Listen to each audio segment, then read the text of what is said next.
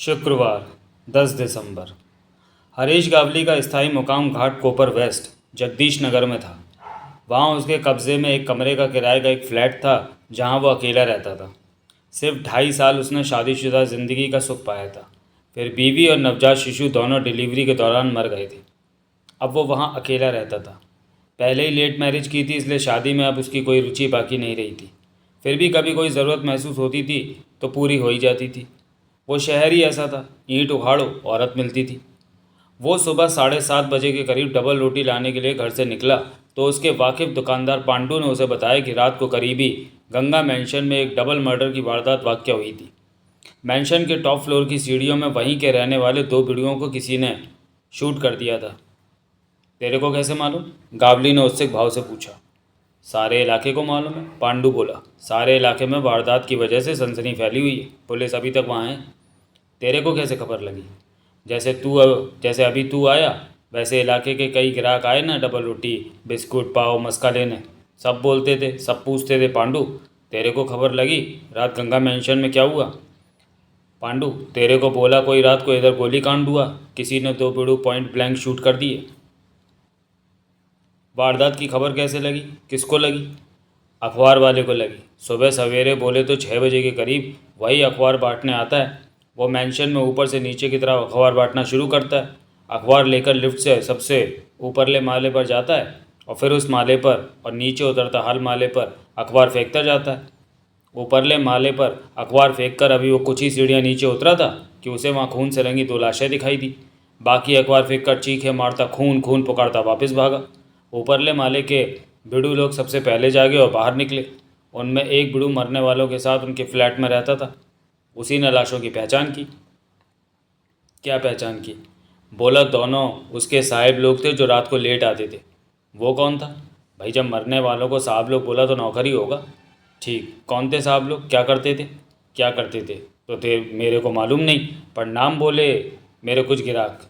बोले तो? एक का नाम तपन शाह था, दूसरे का नाम हिल गया मेरे मगज से, पड़ा अभी याद आ जाएगा। गोवानी नाम था, इस वास्ते मगज में ना जमा। क्या नाम था?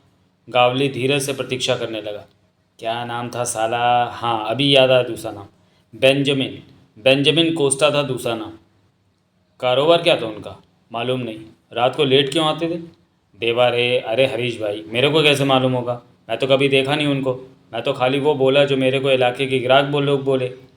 कब से इधर थे? बिना निरुत्साहित हुए गावली ने सवाल किया। हाँ ये मालूम मेरे को, क्योंकि कोई ग्राहक बोला कोई 10 महीने से थे वो दोनों उधर। भाई थे? क्या बोला? मवाली थे, गैंगस्टर थे। बोले तो अभी समझा, पर हरीश भाई भाईगिरी भी तो कोई कारोबारी हो ना क्या? गावली ने जवाब न दिया। पर अभी मैं बोला ना मेरे को नहीं मालूम था उनका कारोबार। मालूम होता तो बोलता ना। मैं तो क्लियर करके बोला कि मालूम नको। अभी तुम बोलता है कि ठीक ठीक, नाम तपन शाह और बेंजामिन कोस्टा, एक गुजराती दूसरा गुआनी। बरोबर।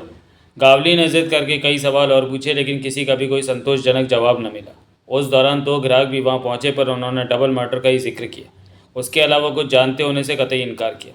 यह बात उन्होंने खास जोर दे के कही कि वो गंगा मैंशन में नहीं रहते थे, खाली उसके करीब रहते थे, इसलिए गंगा मैंशन के बाशिंदों की उन्हें कोई खबर नहीं थी। पूछताछ आगे न सरक पाई।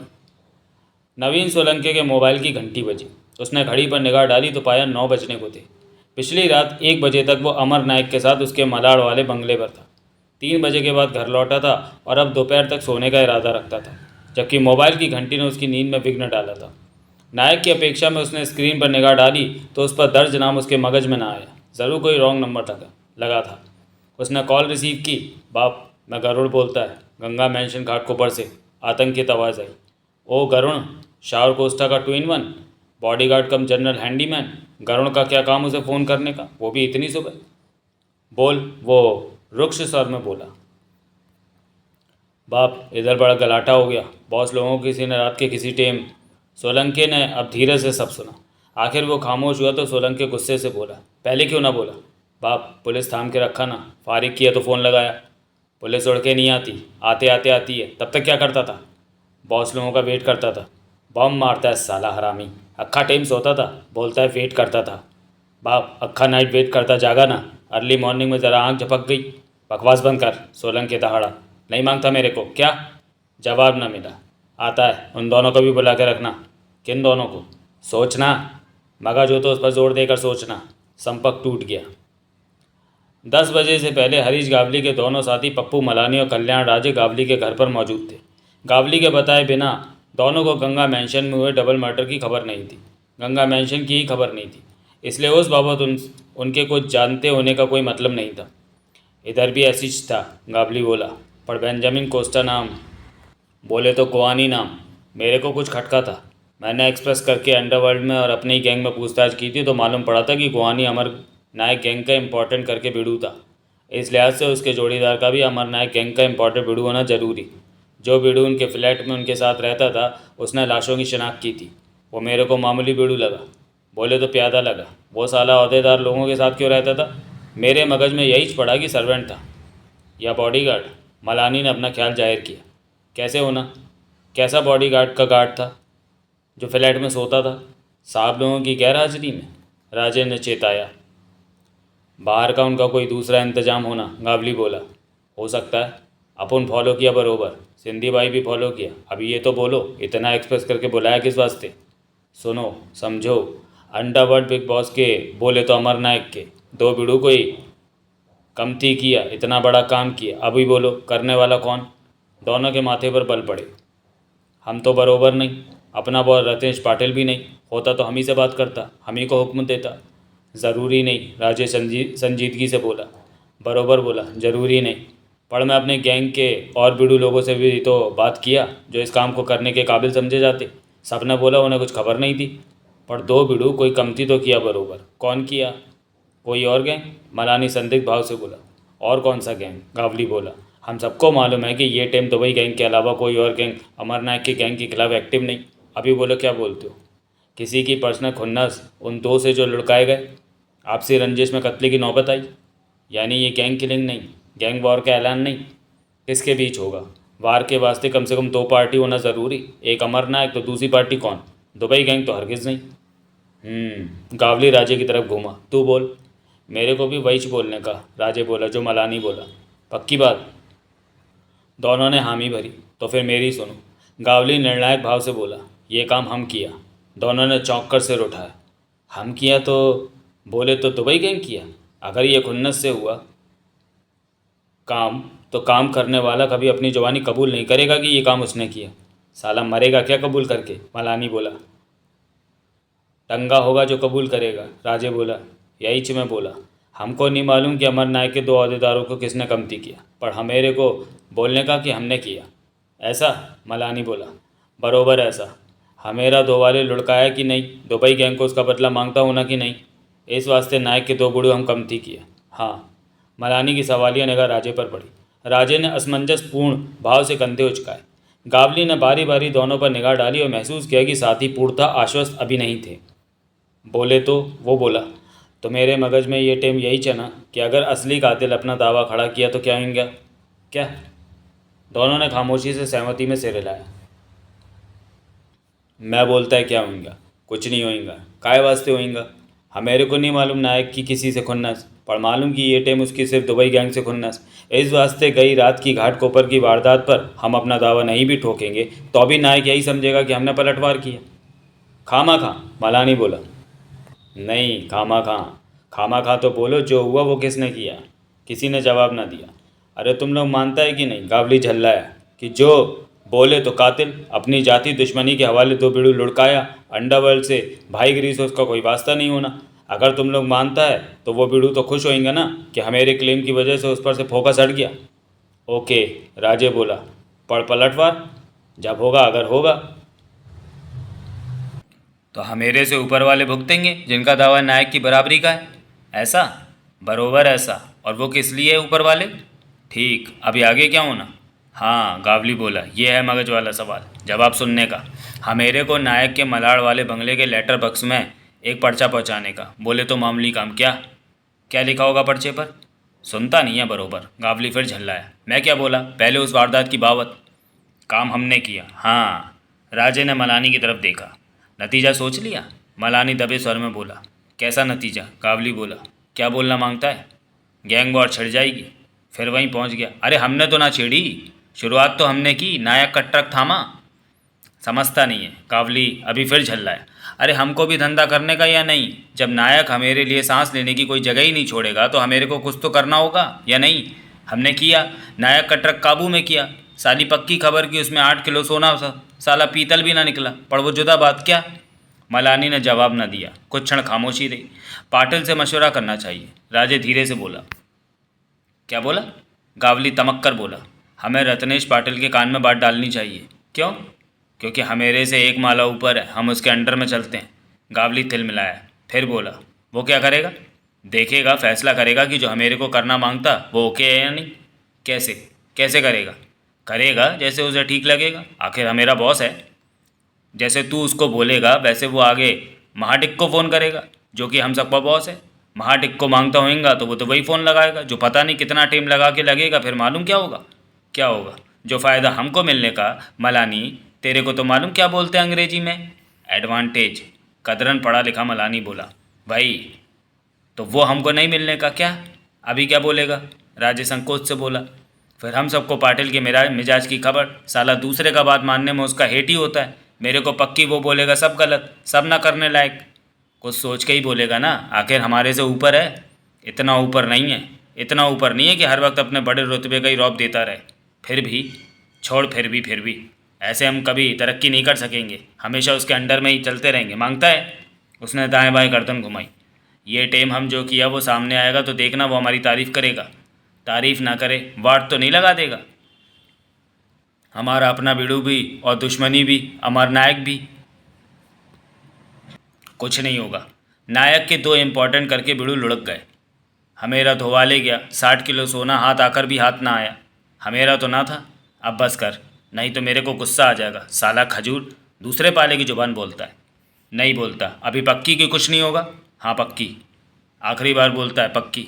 कुछ होगा तो तब होगा जब मेरी चाल का साला कोई उल्टा नतीजा निकलेगा। एक बार फिर सोच लो। सोच लिया। अरे तू काहे वास्ते फिक्र करता है? साला कुछ गलत होगा तो मैं लेगा ना सब अब जिम्मेदारी। ऐसा? हाँ फिर ठीक है। नवीन सोलंकी गंगा मेंशन के टॉप फ्लोर पर अपने मकतूल अहदेदारों के फ्लैट में मौजूद था। उसके सामने 3 बॉडीगार्ड खड़े थे। किसी को उसने बैठने के लिए नहीं कहा था। तीनों बॉस के किसी भी चढ़-फट पड़ने के ख्याल से सहमे हुए थे। नाम बोले तो? सोलंकी शांति से बोला। वो तीनों के नाम से वाकिफ था, पर यह उसका गंभीर वार्तालाप शुरू करने का अपना स्टाइल था। हिमेश, एक बोला। फिर जल्दी से उसने जोड़ा, राणे, हिमेश राणे। कबीर कुरला, दूसरा बोला। तीसरा गरुण। बोलने लगा तो सोलंकी ने उसको ऐसे कहर बरपा निगाह से देखा कि उसको अपना दिल जूते में पहुंचता लगा। तुम दोनों कल रात शाह और कोस्टा के बॉडीगार्ड्स की ड्यूटी पर थे। 2 बजे इधर लौट के आए थे, तब इधर फ्लैट तक दोनों के साथ थे। दोनों एक दूसरे का मुंह देखने लगे। जवाब दो, सोलंकी कड़क कर बोला। नहीं, हिमेश बड़ी मुश्किल से बोल पाया। कहाँ छोड़ा था? नीचे, इमारत के सामने। क्यों इमारत के सामने? ऊपर साथ क्यों ना गए? बॉस लोगों ने मना किया। सोलंकी ने कबीर की तरफ देखा। हाँ, कबीर साथी से ज़्यादा हकलाता बोला। बॉस लोग मना किया? क्यों मना हुए? सोलंकी दांत पीसता बोला। कैसे निकम्मे गैर जिम्मेदार बॉडीगार्ड तुम, जानते समझते नहीं कि बॉडीगार्ड की क्या ड्यूटीज़ होती हैं। बाप, हिमेश हिम्मत करके बोला। जब बॉस लोग ही बोले तो नहीं सुनने का था। बॉडीगार्ड वो दोनों खुद अपने वास्ते अपॉइंट किया, नहीं किया? बिग बॉस ने किया, अमर नायक बॉस ने किया ये काम। क्या? दोनों खामोश रहे। बॉस लोग बोलता है, तुम साला सुनता है। अभी नतीजा देखा? हिमेश ने बेचैनी से पहलू बदला। उन्हें लिफ्ट में सवार होते देखा था। हिमेश ने कबीर को कौनी मारी। नहीं सर, कबीर बोला। उन्हें इमारत के सामने उतार कर हम निकल गए थे, क्योंकि घर पहुंचने की जल्दी थी। क्या? कबीर का मुंह खुला, बंद हुआ, मुंह से बोल न फूटा। उन्हें सीढ़ियों में खलास किया गया। सोलंकी फिर बोला। क्या मतलब हुआ इसका? दोनों एक दूसरे का मुंह देखने लगे। क्या हुआ? जुबान को दांतों में आ गई, कट के गिर गई। लिफ्ट शायद ख़राब थी, हिमेश बड़ी मुश्किल से बोल पाया। रात 2 बजे ख़राब थी। सुबह 6 बजे अखबार वाला आया, लिफ्ट से टॉप फ्लोर पर गया। कैसे गया? कौन मौजूद था रात 2 बजे? और सुबह 6 बजे के भी लिफ्ट ठीक करने वाला? बोलो, जवाब दो। किसी ने जवाब देते ना बना। या यही बोलो कि यकायक लिफ्ट कैसे ख़राब हुई और यकायक ही ठीक कैसे हुई? इत्तेफाक से, हिमेश पहले की तरह फंसे कंठ से बोला। एक ही काम में इत्तेफाक एक बार होता है, बार बार नहीं होता क्या? दोनों ने अपने सूखे होठों पर जुबान फेरी। और तू? सोलंकी तब तक खामोश तमाशबीन बने खड़े गरुड़ की तरफ घूमा। तू बोल। तेरे साहब लोग जब लौटते थे तो क्या करता था? सोता था? नहीं। बदलते हालात से खौफज़दा वो बड़ी मुश्किल से बोल पाया। उन्हें दरवाजे पर इंतज़ार करता मिलता था? नहीं। वो आकर घंटी बजाते थे तो उठकर दरवाज़ा खोलता था, या सो रहा होता था इसलिए कई बार घंटी बजानी पड़ती थी। साहब, मैं एक आध बार की कसम नहीं खाता, लेकिन घंटी बजने के वक्त मैं सो नहीं रहा होता था। ऐसा कभी नहीं हुआ कि साहब लोगों को दोबारा घंटी बजानी पड़ी हो। कमाल है, अभी तो तेरे मुंह से बोल नहीं फूट रहा था, अभी यकायक कतरनी कैंची की तरह चलने लगी। वो बेचैनी से पहलू बदलने लगा। जो तू कह रहा है इसलिए कह रहा है कि अब तेरा मुंह पकड़ने वाला कोई नहीं, लेकिन जो तू कह रहा है वो नहीं हो सकता। जब तेरे को मालूम कि साहब लोग लेट लेट नाइट बोले तो अर्ली मॉर्निंग लौटते थे, तो क्यों तू जाग कर रखी रात जाग कर उनका इंतज़ार करेगा? कातिल को यह भी मालूम कि तू निकम्मा बॉडीगार्ड, इसी वास्ते उसने अपना काम करने के लिए 5वें और 6ठे माले के बीच की जगह को चुना। उसे मालूम होता कि तू चौकस गार्ड तो वो कोई और माला चुनता उनके सामने पड़ने के लिए, और 2 मंजिल सीढ़ियाँ उतरता। तेरे को साली भनक भी ना पड़ी कि तेरे से खाली 6 सीढ़ी नीचे क्या होता था? क्यों ना पड़ी? क्योंकि तू सोता था। ठीक बोला मैं? हाँ या ना में जवाब दे। उसका मुंह ना खुला। वो बार बार पहलू बदलने लगा और अपने सूखे होठों पर जबान फेरने लगा। सोलंकी ने एकटक उसे देखते हुए कुछ क्षण उसके बोलने का इंतजार किया, फिर कबीर कुर्ला की तरफ घूमा। ठोक, उसने कर्कश स्वर में आदेश दिया। जी? कबीर हड़बड़ाया। ठोक। तजुर्बेकार मवाली तब बॉस का मंतव्य पूरी तरह से समझा। फौरन उसने आदेश का पालन किया। अगले ही क्षण गरुड़ फर्श पर दोहरा हुआ। दोनों हाथों से पसलियां पकड़े ऐसे करा रहा था जैसे जान धीरे धीरे निकल रही हो। सोलंकी ने थोड़ी देर इंतजार किया, फिर नया आदेश दिया। उठ के खड़ा हो। गरुड़ न उठ सका। खड़ा करे से, सोलंकी ने कबीर को आदेश दिया।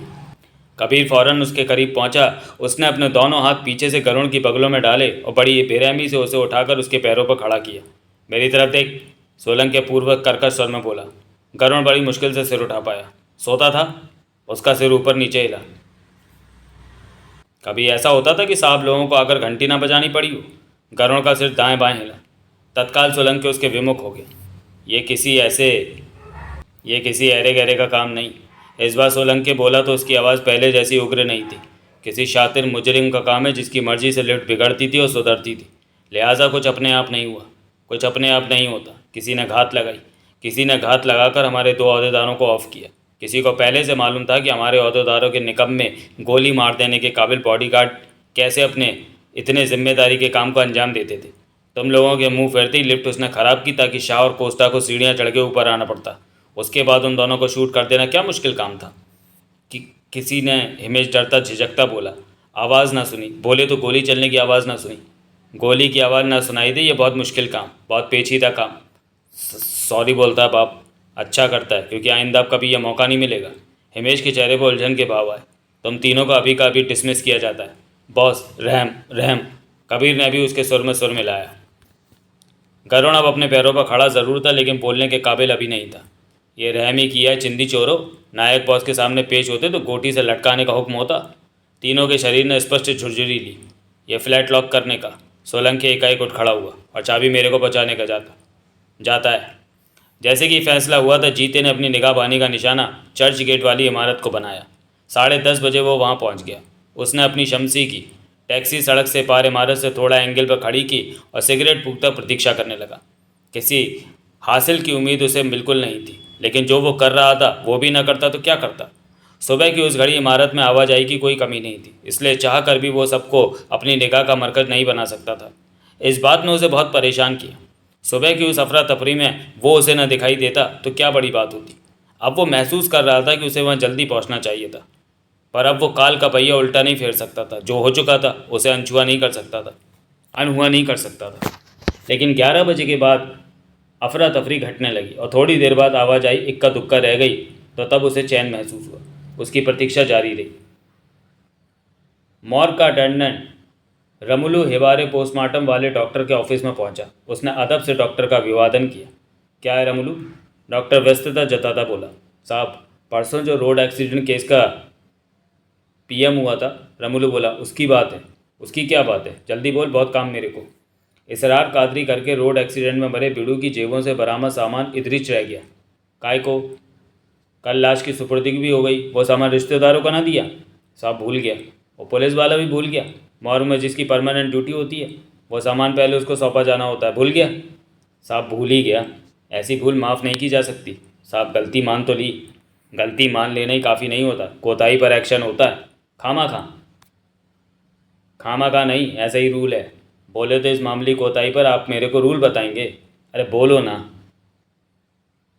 मेरे को नहीं सुनाई दिया। अभी मैं ऐसा करता है, मैं वो सामान ले जाकर गटर में डालता है, बोलता है मेरे को इस बाबत कोई खबर नहीं, या बोलता है लाश पर से सामान चौकस करना तेरा काम होता है, पीएम आपका काम होता है। क्या बोला? मैं करता ना आपका काम? डेड बॉडी को खोलना आपका काम, पर मैं करता है ना। आप खाली नोट करता है जो मैं बोलता है, बरोबर? अरे क्या बक रहा है? कुछ नहीं, वो सच में ही बाहर को चल दिया जाता है। खबरदार, वो ठिटका घूमा, इधर आ। डॉक्टर पर एहसान सा करता वो मेज़ के करीब आया। कहाँ है वो सामान? आपकी टेबल पर रखा था, यहाँ से पता नहीं किधर गया। अरे अभी तो कह रहा था। क्या पता क्या कह रहा था? वो उदासीन भाव से बोला, मेरे मगज में लोचा, कोई गोली गोली देना जब टेम लगे, सुई भी ठोको तो वांदा नहीं। वो सामान लेके आ, पढ़। अरे हटेले में करता है ना कुछ? वो करते हैं कुछ अभी अभी। अपने बॉस को नवीन सोलंके ने सोते से जगाया। अमर नायक क्योंकि रात 2 बजे सोया था, इसलिए अपने निजी भृत्य बाब्या को सख्त ताकीद करके सोया था कि दिन में उसे जगाया ना जाए, भले ही कितना जरूरी काम हो। नौकर के भरपूर विरोध के बावजूद सोलंके ने नायक के बेडरूम में जाकर खुद उसे जगाया। फट पड़ने को तैयार वो उठा, लेकिन सामने सोलंकी को देखकर कदरन शांत हुआ। क्या हुआ? फिर भी वो भुनभुनाया, बहराम जी मर गया? नहीं, सोलंकी धीरज से बोला, अभी इतने खुशकिस्मत हम नहीं। तो बोलता हूँ आप पूरी तरह जाग लें पहले। टाइम बोले तो 11। अच्छा बज भी गए? 5 मिनट दे मेरे को, तब तक बाबिया को चाय बोल। अभी? 10 मिनट बाद हाथ में चाय के मग लिए दोनों आमने सामने बैठे हुए थे। तब सोलंकी ने गंगा मेंशन का तमाम किस्सा अपने बॉस के सामने बयान किया। नायक ने बिना भड़के बड़े सब्र के साथ सब सुना। उसका नंबर 2 खामोश हुआ तो वो बोला, तीनों गार्ड्स की खबर ली? वहीं डिसमिस कर दिया। सोलंकी बोला, बस। सारी गलती उनकी ही नहीं थी, हमारे अहदेदार भी उस मामले में अलकर्ज थे, लापरवाह थे। मेंशन के सामने सड़क पर बॉडी गार्ड्स को डिसमिस कर देना कोई मतलब नहीं था। गार्ड्स को ऊपर छठे माले पर फ्लैट के दरवाजे तक उनके साथ होना चाहिए था, और फ्लैट में उनके दाखिले तक रुकना चाहिए था।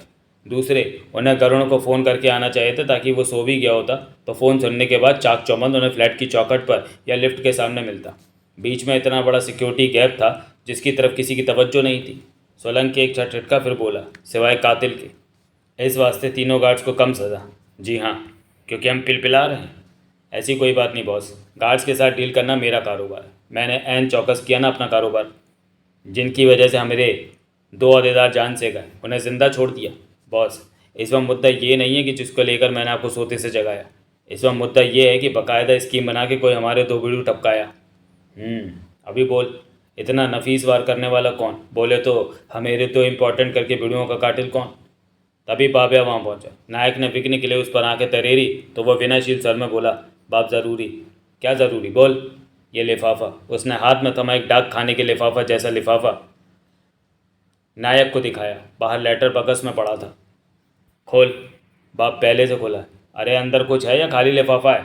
एक पर्ची सी है, निकाल के सोलंकी को दे। बाबिया ने आदेश का पालन किया। सोलंकी ने दौरी की हुई पर्ची को खोलकर उस पर निगाह डाली तो उसका पहले से संजीदा चेहरा और संजीदा हो गया। नायक की सवालिया निगाह उस पर पड़ी तो उसने पहले बाबिया को रुखसत किया, फिर कागज़ नायक की ओर बढ़ा दिया। नायक ने कागज़ पर निगाह डाली तो उस पर मार्कर से बनाए मोटे अक्षरों में लिखा पाया, 1 के बदले 2 गए।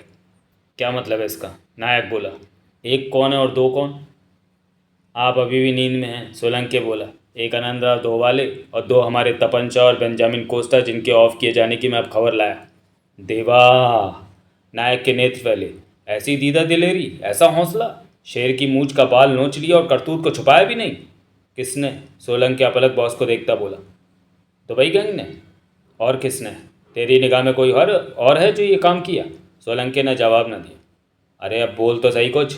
यकीन नहीं आता कि कल का पैदा हुआ गैंग इतना हौसला दिखा सका। हौसला?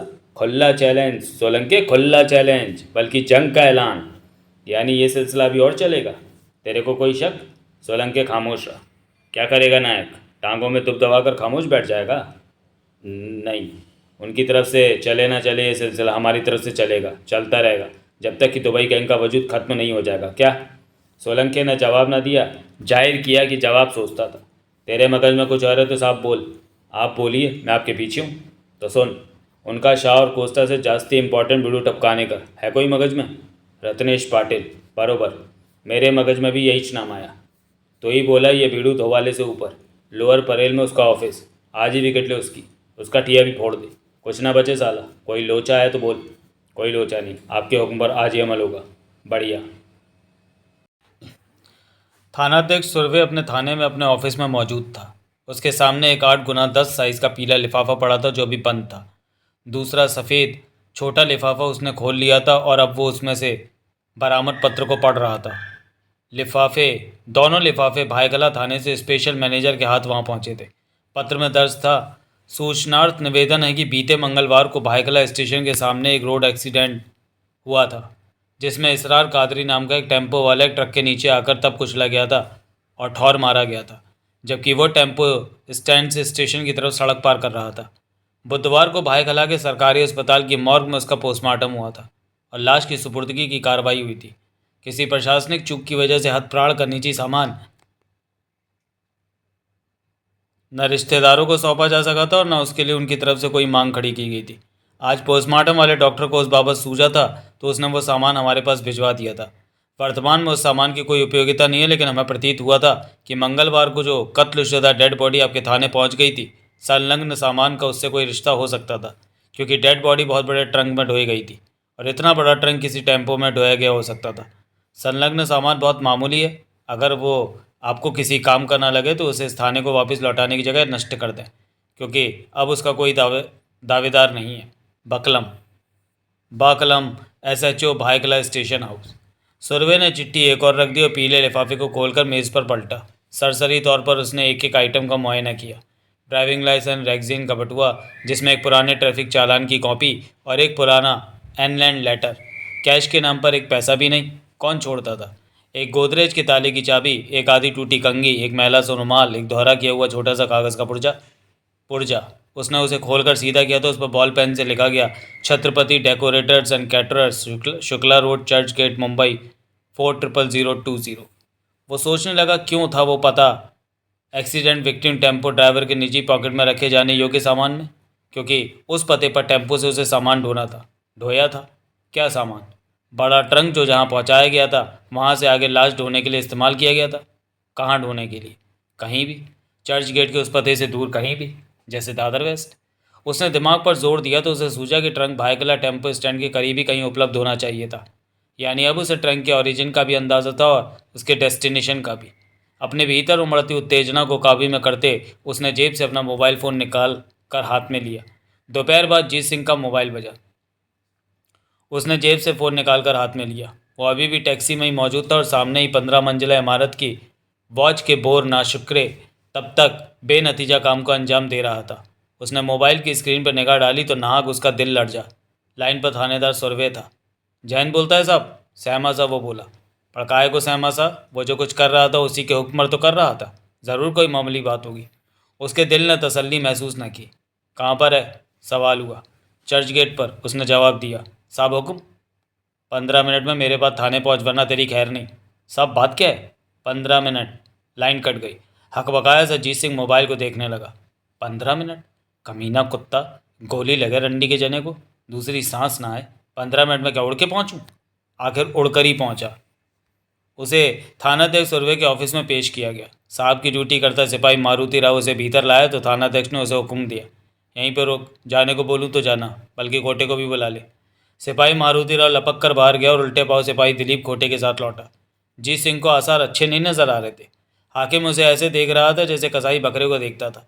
चर्च गेट क्या कर रहा था? बड़ी मुश्किल से जब्त करता थानाध्यक्ष बोला। वही काम कर रहा था साहब, जीत सिंह हिम्मत करके बोला, जिसमें मेरी जान अटकी हुई है।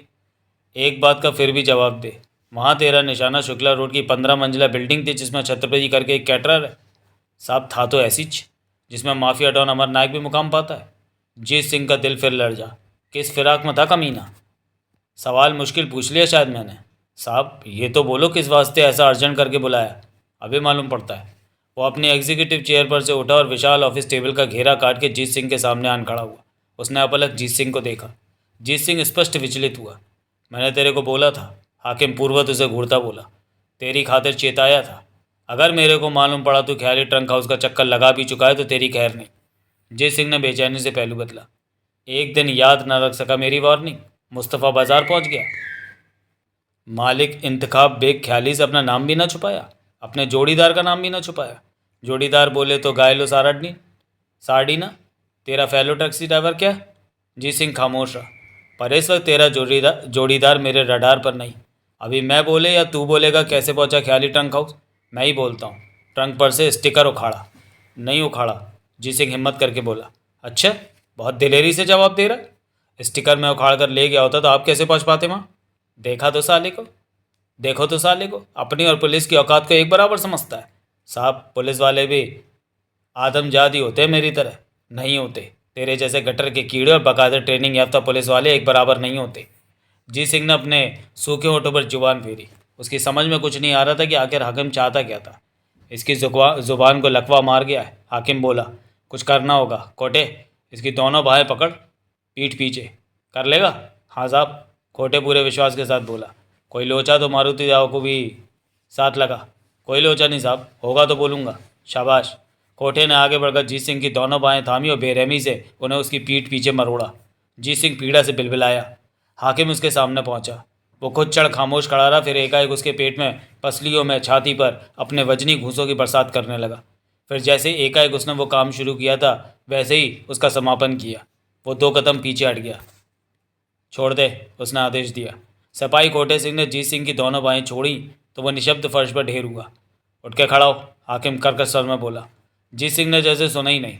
देख, हाकिम अपने सिपाही से संबोधित हुआ। बेहोश तो नहीं हो गया? नहीं साहब, कोटे बोला। हाफ्ता है, बेहोश होता तो हाफ्ता ना होता। उठा के खड़ा कर। कोटे ने आदेश का पालन किया। जीत सिंह खड़ा तो हुआ पर उसका शरीर यूं झूम रहा था जैसे किसी भी क्षण फिर ढेर हो जाने वाला हो। बहुत सख्त जाना साला। थानाध्यक्ष फिर उसकी तरफ बढ़ा। साहब साहब, जीत सिंह बड़ी मुश्किल से बोल पाया। मारना जी भर के, मार ही डालना, पर पहले मेरी बात सुनने का। प्लीज़ करके बोलता है। पहले मेरी बात सुनने का, बिना बीच में टोके मेरी बात सुनने का। खाली यही रिक्वेस्ट है, अपील है। हाकिम ठिठका। असमंजसपूर्ण भाव से कुछ क्षण उसने जीत सिंह को घूरा, फिर सहमति में सिर हिलाता 1 कदम पीछे हट गया। सुना, वो बोला। साहब, मैं मामूली बेहैसियत भिड़ू, आपकी जुबान में कटर का कीड़ा। अगर मैं खास होता, हैसियत वाला होता, रसूख वाला होता तो आपकी मजाल होती मेरे साथ ऐसे पेश आने की? क्या बकता है? वो भड़कने को हुआ। नहीं होती। मजाल होना तो दूर, आप मेरे आगे पीछे नाच रहे होते और बार बार मेरे से पूछ रहे होते, what can I do for you sir? हाकिम के चेहरे पर हैरानी के भाव आए। बहुत बोलता है साहब, कोटे आशापुर सर में बोला। बोलती बंद करे मैं? नहीं। हाकिम जैसे खुद पर जब्त करता बोला। बोलने दे इसे। कोटे ने चेहरे पर नाउमीदी झलकी। उसने होंठ भींच लिए। बोल भाई। हाकिम वापस जीत सिंह की तरफ घूमा। कह जो कहना है, दोबारा ऐसा मौका नहीं मिलेगा। मैं थैंक यू बोलता है साहब। अभी पूछता है मेरा कसूर क्या है? तेरे को नहीं मालूम? हाकिम आंखें निकालता बोला। नहीं मालूम साहब। जो मेरे को मालूम वो बोले तो आप मेरे को एक काम दिया, एक ऐसा काम दिया जो मेरे को देने का कोई मतलब ही नहीं था, और उसको करने के वास्ते मेरे को 7 दिन का टेम दिया, बरोबर? आगे बोल, मेरे से सवाल न कर, आगे बोल। अगर अपने मंगलवार वाले पैसेंजर को मेरे को ही ढूंढने का, तो ढूंढने का जरिया भी तो मेरे पास ही होना चाहिए। क्या जरिया होना चाहिए तेरे पास? पुलिस से आँख में चौली खेलने की छूट होनी चाहिए। ये मैं कब बोला? नहीं बोला तो अब बोल। वो ना बोला, खामोश रहा। साले, वो काम तेरे लिए कोई शाबाशी नहीं, सज़ा है। सज़ा ही सही साहब। पढ़, तरीके से तो देन का है। देन का ना, दे तरीके से तो देने का ना। मैं भुगत रहा है ना वो सज़ा पिछले मंगलवार से, पर चैन से सज़ा भी आपका भुगतने दे रहे हैं। क्या कहना चाहता है साहब? अभी मैं वो काम करने के वास्ते अपना पूरा जोर लगाता है, तो और कोई नहीं। खुद आप मेरे काम में अड़ंगे लगाता है। क्या बोला? खुद खुद मेरी कोशिश पर, मेरी मेहनत पर सवालिया निशान लगाता है। इस बात पर आग बबूला होकर दिखाता है कि मैं जीत सिंह बोले तो मामूली बिड़ू पुलिस से पहले मुस्तफ़ा बाज़ार क्यों पहुंच गया। अभी मैं पूछता है, पुलिस वाला बिड़ू लोग क्या आसमान से उतरा जो मैं नहीं उतरा? उनको ऐसे कामों की ट्रेनिंग होती है, आम लोगों से कहीं बेहतर उनके ज़रिए होते हैं। पर मैं ज़रिया नहीं, ट्रेनिंग नहीं बिड़ू। पहुंचा ना उनसे पहले ट्रंक हाउस, क्योंकि नाजायज़ गैरकानूनी हरकत की नहीं की। जिसे करता पकड़ा जाता तो खाल खिंचवा देता। नहीं की, बराबर की। ट्रंक पर से स्टिकर उखाड़ा। नहीं उखाड़ा तो कैसे पुलिस से पहले ख्याली ट्रंक हाउस पहुंच गया? साहब, टैक्सी वालों में भी खबरें होते हैं, खबरी होते हैं, जो कि मुंबई में 80,000 है। सब में फैला है ना। जीत सिंह टैक्सी ड्राइवर को साउथ एंड के किसी बड़े से बड़ा ट्रंक बेचने वाले ट्रंक हाउस की खोज खबर मांगता था। क्या कहने, साला औकात में रह के तो बात करना सीखा ही नहीं। भाई लोग बुलेट का माफिक खोज खबर निकाल के दिखाया। फट्टा है। जीत सिंह ने आध भाव से हाकिम की ओर देखा। ओए, लुक नहीं देने का, समझा? समझा साहब। ठीक है, नहीं उखाड़ा स्टिकर तूने। तेरे टैक्सी ड्राइवर भाई तेरे वास्ते खुफिया पंती किया। आगे बोल। आगे एक सवाल है, इजाज़त हो तो पूछूं? इजाज़त है, पूछ। आप मेरे को मेरा ट्रंक वाला पैसेंजर खोज निकालने के लिए 7 दिन का, सोमवार तक का टाइम दिया, तो पहले ही क्यों ठोकना शुरू कर दिया? कम से कम उतना टाइम तो सब्र किया होता जो आप मेरे को दिया। जब 5 दिन में कुछ ना कर सका तो बाकी 2 दिन में क्या कर लेता? आपको क्या पता मैं 5 दिन में कुछ ना कर सका? थानाध्यक्ष ने हैरानी से उसकी तरफ देखा। जो काम किसी भी घड़ी होने ही वाला था उसमें आपने फच्चा डाला, मेरे को खड़े पैर यहाँ हाजिर होने को बोलकर। साहब बदतमीजी कर रहा है, उतावला खोटे बोला। मैं तमीज़ सिखाया इसको? नहीं, हाकिम सख्ती से बोला। और चुप खड़ा हो, मैं हुक्म दे तो बोलने का। क्या? बरोबर साहब। बल्कि जा यहाँ से, अब इधर तेरा कोई काम नहीं। अच्छा, सुना नहीं? जाता हूँ साहब। तू भी। उसने दूसरे सिपाही मारुति राव का आदेश दिया। दोनों साहब को सैल्यूट मारकर फ़ौरन वहाँ से बाहर निकल गए। पीछे हाकिम ने फिर अपलक जीत सिंह को देखा। जीत सिंह विचलित ना हुआ और थानाध्यक्ष इस बार धीरज से बोला, साहब अगर अपने पैसेंजर को मैंने ही ढूंढना है तो ढूंढने का जरिया भी तो मेरे ही पास होना चाहिए ना। बकवास ना कर। इस बार थानाध्यक्ष बोला तो खफा नहीं था। ये बात कभी सीधे से तो कभी लपेट के तू कई बार कह चुका है। तू अपनी स्टिकर उखाड़ने की करतूत को जायज़ ठहराना चाहता है। अभी चुप कर, बीच में ना बोल। तेरा पैसेंजर या खुद कातिल था या उसको मकतूल की लाश ठिकाने लगाने को बोला गया था। दोनों ही सूरतों में वो बिड़ू हमारे कब्जे में होना चाहिए। तेरी खता बख्शी एक ही सूरत में हो सकती है कि तू वक्त रहते अपने पिछले मंगलवार वाले पैसेंजर की तलाश में कामयाब होकर दिखाए। साहब बोलना ज़रूरी। कैसे कैसे कामयाब होकर दिखाए? थाने में ही हाजिरी भरता रहे, हाकिम से मार खाने का जरूरी काम करने में टेम खोटी करता रहे, तो कैसे कामयाब होकर दिखाए? जवाब न मिला, कई क्षण खामोशी व्याप्त रही। मैंने जल्दी रिएक्ट किया। फिर हाकिम धीरे से बोला, 2 दिन जल्दी रिएक्ट किया। अभी मैं तेरे को फ्री हैंड देता हूँ। 2 दिन बाकी हैं तेरी मियाद के। 2 दिनों में तेरे से जो होता हो कर लेना। उसके बाद या तू नहीं या मैं नहीं। मैं ही नहीं साहब, आप क्यों नहीं? बकवास बंद कर और एक आखिरी बात सुन के जा। तू 7 जन मेरे को विश्वास नहीं दिला सकता कि ट्रंक पर से स्टिकर तूने नहीं उखाड़ा, लेकिन अब उस बाबत भी 2 दिन में खामोश रह सकता हूँ। अभी बोल, सोमवार तक कामयाब ना हो सका तो मंगलवार खुद यहाँ पहुँचेगा या पकड़ मंगवाना पड़ेगा? वो नौबत नहीं आएगी साहब। क्या नौबत नहीं आएगी? तेरे खुद पहुँचने की या तेरे को पकड़ मंगवाने की? उसने जवाब न दिया। अभी खुद चला आएगा या हेल्प मांगता है? चला जाऊँगा। बढ़िया, निकल ले। राजेश ढोलस नायक के गैंग का ग्लैमर बॉय था। अभी से 35 साल का था, नहायत खूबसूरत और हमेशा फिल्म स्टार जैसी सज धज बनाकर रखता था। उसकी गैर हाजिरी में हर कोई उसे राजेश बेबी फेस ढोलस कहकर पुकारता बुलाता था। सोलंके जैसा जो कोई एक आध जना उसकी हकीकत से वाकिफ था, जो जानता था कि ढोलस दुर्दांत हत्यारा था। आदमजात को ऑफ करना या मक्खी मसलना उसके लिए एक ही दर्जे के काम थे। ढोलस अमर नायक के गैंग से जुड़ा हुआ तो था, लेकिन उसका रेगुलर मेंबर नहीं था। सुपारी किलर की तरह वो एक ही क्लाइंट के लिए कॉन्ट्रैक्ट जॉब करना पसंद करता था और उसकी मनमानी उजरत पर गैंग में कभी कोई हुज्जत नहीं हुई थी। सोलंकी की वो निजी पसंद था, इसलिए रत्नेश पाटिल को ऑफ करने का काम उसने डोलस को सौंपा था। यह भी डोलस का स्टाइल था कि वो हड़बड़ी में कोई काम नहीं करता था। वो अपने शिकार की पूरी जानकारी निकाल चुकने के बाद ही स्ट्राइक की दिशा में पुख्ता कदम बढ़ाता था। इतना उसे सोलंके से ही मालूम हो चुका था कि रत्नेश पाटिल खुद को real estate agent and consultant बताता था, लेकिन असल में उस कारोबार में उसका कोई दखल नहीं था। लोअर परेल के गोपाल नगर में उसका फैंसी दफ्तर जिस एक मंजिला इमारत में था, पाटिल खुद उसका मालिक था।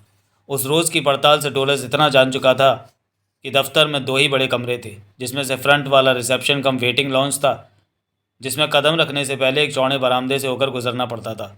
वहाँ दाईं ओर रिसेप्शन डेस्क था और बाईं ओर वेटिंग एरिया था, जिसकी शोभा जेन्युइन लेदर से मढ़े सोफ़ा सेट और बेल्जियन ग्लास की 2 सेंटर टेबल बढ़ाती थी। रिसेप्शन का लंबा काउंटर भी बेल्जियन ग्लास का था। उसके पीछे जो परम सुंदरी विरासती थी वो जवान थी, हसीन थी और विलिंग थी, और उसका नाम संपदा पसारी था। इस बाबत आस पड़ोस से उसे आम खुसर सुनने को मिली थी कि वो पाटिल की माशूक थी। माशूक क्या, उसकी प्रॉपर्टी थी, संपदा थी। रिसेप्शन से आगे पाटिल का निजी कक्ष था, जिसके भीतर झांकने का इत्तेफाक वो नहीं बना पाया था। बीच के दरवाजे की गिलास विंडो पर भीतर की तरफ पर्दा पड़ा हुआ था, जिसकी वजह से दरवाज़ा खोले बगैर भीतर नहीं झांका जा सकता था। गिलास विंडो पर अर्धवृत्ताकार शब्दों में ग्लोब रियल एस्टेट एजेंसी लिखा था और अर्धवृत्त के बीच में प्रोपराइटर दर्ज था। उसने उस दरवाजे की ओर कदम बढ़ाया था तो तत्काल रिसेप्शनिस्ट ने उसे टोका था, sir please come here fast. वो घूम कर 2 कदम उसकी ओर बढ़ा, फिर एकाएक बोला, my phone is ringing, I will be back soon, welcome any time sir. Receptionist को अपनी मीठी मुस्कुराहट से निहाल करता मोबाइल कान से लगाए वो बाहर की ओर बढ़ा।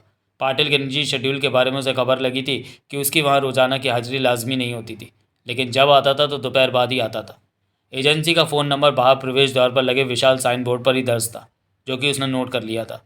डोलस ने देखा था कि उस छोटी सी इमारत में एक रास्ता पिछवाड़े में भी था, जिस पर हमेशा ताला लगा पाया जाता था। वो दरवाज़ा हमेशा बंद रहता बताया जाता था। अपने खबरदार मिजाज के बावजूद जो बात डोलस नहीं जान पाता वो ये थी कि उस दरवाजे की चाबी सिर्फ पाटिल के पास थी। वो कभी चाहता तो उस रास्ते से बिना रिसेप्शन पर कदम रखे अपने निजी कक्ष में पहुंच सकता था। यानी वो ताला तभी खुलता था जब प्रत्यक्षतः बंद ऑफिस में मालिक का अपनी हसीन तरीन सेक्रेटरी के साथ सत्संग का प्रोग्राम होता था। बहरहाल अब उसे इंतज़ार था अगले दिन का और इस बात का कि उस दिन पाटिल ऑफिस में कदम रखता था या नहीं। जीत सिंह ने वापस चर्च गेट जाने की कोशिश ना की। उसके ऊपरी जिस्म का जोड़ जोड़ दुख रहा था। बहुत मुश्किल से वो टैक्सी चला पा रहा था। वो वापस चाल पर पहुंचा। अपनी खोली में कदम रखते ही वो बेड पर ढेर हो गया। उसे पता ही न लगा कब वो नींद के आगोश में पहुंचा। शायद बेड पर ढेर होती उसकी आँख खोली तो उसने